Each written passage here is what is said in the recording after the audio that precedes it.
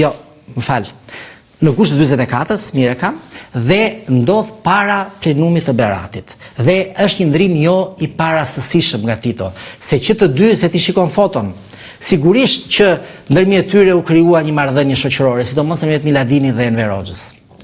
Tushani pak më larg. Këta erdhën si të deleguar, këta dërgoi Partia Komuniste Jugoslave si përfaqësues, debati për do që drejtë. Se dërgoi Partia Komuniste Polonisë, për shembull, për Jugosllavismën burr. Se internacionalist. Sepse gjeografikisht, por edhe në Ballkan, dhe mos harrojmë që Partia mbulonte Jugosllavia.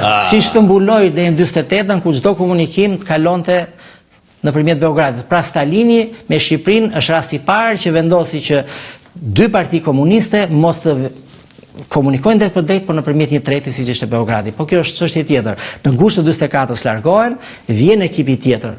Kush ishin? Unë në emrat jam, sidomos edhe slav jam dobët. Do më me viç, por që sigurt. Prapa shtesa është e sigurt, por janë tre. Tre?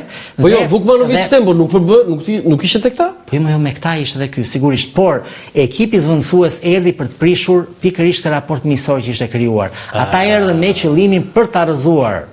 E veri? Po, padyshim. Sepse po mbaronte lufta, tani duhet të ndryshonin balanca dhe drejtuesit me qëllim që ta kishin më të lehtë planin e tyre. Çfarë bëri Enveri?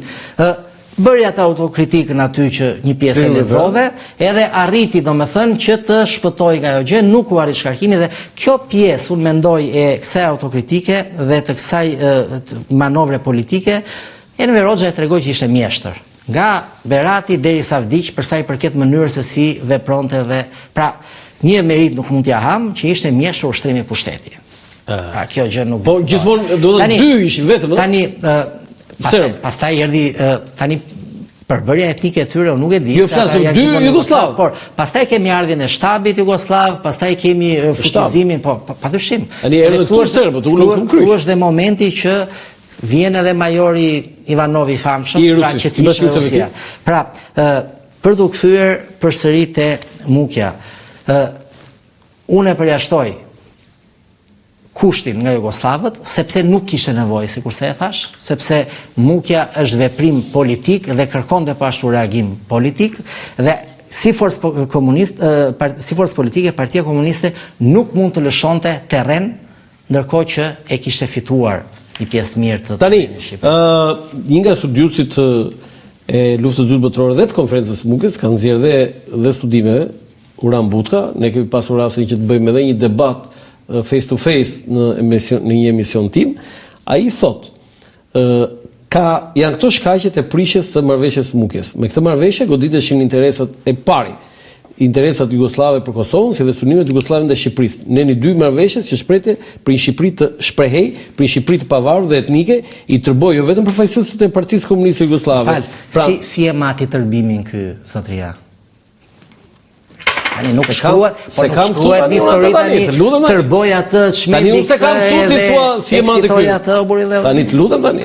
Geni, të lutem se unë të kam ik, po se kam moralin këtu tani të them ty. Me atë zot. Shkaku i dytë i prishjes një anshëm të marrëveshjes ishte çështja e pushtetit. Frika se pushteti mund të ndahet me forcat nacionaliste e forcat e tjera, këtë e thua dhe ti kështu thua. Po jo, shkaku i tretë ishte se i hapë rruga plotësisht vendosjes së regjimit komunist në Shqipëri. Tani ndryshimi nuk duhet merren fare me zotrin, fakt as personalisht jo, po as në mënyrë shkencore, sepse jam i mendimit që e kam thënë dhe ndoshta diku tjetër, do të them vetëm një fjali që është një ndër ata që ka tjetërsuar shumë realitete historike për sa i përket. Edhe duke mos qenë as i fushës fare, se kështu unë e them gjithmonë është bërë sport popullor tani, kur s'ke ç'bën hajt merremi me historinë, nëse. Tani unë flas për vendime të marra dhe për logjik normale, aty flitet me tërbim, edhe jo po ai mendonte kështu se duhet kishte qenë kështu, këto janë pallavra, nuk flitet histori kështu. Më vjen keq që e them. Edhe jam jo etik tani. Unë flas për vendime, parimi vetvendosjes, thuhet në Mukje. Luftë ndaj pushtuesve, marrëveshje ndërkohë, negociata me gjermanët që kundër jush do luftojmë, që në 42-shin, fund 42-shit po deshe. Tani këto janë element edhe piketa ku ne zhvillojmë vlerësimin historik, diskutimin. Jo që nuk mund gabonte Mithat Frashëri se deshe vendim, po mor pa dyshim që deshe vendim Mithat Frashëri, pa dyshim që ka merita shumë për Shqipërinë, absolutisht po more. Ai ishte Hoxha produkt serb jugoslav? Nuk e besoj. Si politikan? Unë nuk e shikoj kështu. Një akuzë është edhe që konsulli në Korçë, Stanoje Simić ky si ai futbollisti, ka rekrutuar Enver Hoxhën. Nuk e di. Në Korçë? Nuk e di se s'kam parë gjë që të them, nuk u besoj dot kësaj gjë. Unë i them këtë gjë se po e ripërsërisim. Enver Hoxha e shfrytëzoi praninë dhe miqësinë që lidhi me të dy Jugoslavët, sidomos me Miladinin, për të përfituar politikisht dhe për të marrë atë pozicion që mori. E shiti? Njëra anë Kosovë? Nga